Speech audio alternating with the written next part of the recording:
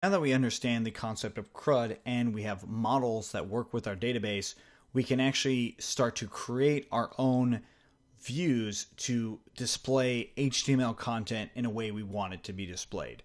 So what we see here is what we would call a list view, right? So there's a list of items here, or at least there could be a longer list, but there's a list of items here, and we can click individual items and see more about that item. So that's the very first thing that we're going to do because we already have stuff in the database. So we want to figure out how we can actually see that stuff in the database. So inside of our views.py for posts, we are going to be creating this list view here. And this is going to take in a few different concepts that will start to become more clear as you work more with Django.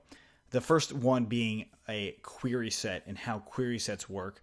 But before we jump into that, we're going to just make a very, very basic view. And we're going to do this by using what's called function-based views. Function-based views are a lot easier to understand because it's a simple Python function. There's another thing called class-based views, which we go into in another project called the Digital Market. And that project is listed on our website. This is a much more in-depth project than what we're going through here. There are going to be some things that we'll go over again. As you can see, CRUD is in there. It's definitely a fundamental for building applications, but class-based views is something that you will probably want to learn about after you understand and master function-based views.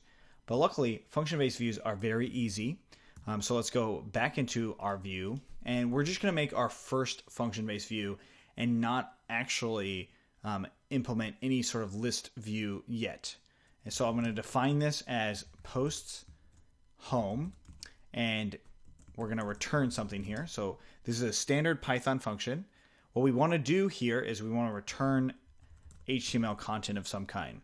And by default, the shortcut of render comes back to us. So before I actually even return render, I'm going to just also import from Django.http. I'm going to import HTTP response.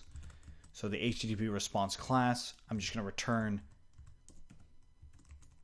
an h1 tag saying hello, and that's it. So since it's a function, we have to actually wrap this function into something. So what we have to wrap it into is a URL. Before I even do that, I want to actually add one more or a parameter into the post home, and that is request. So this is going to be a good time to talk about another concept before we actually jump into mapping this to a URL. So we're going to stop now, and we'll see you in the next one.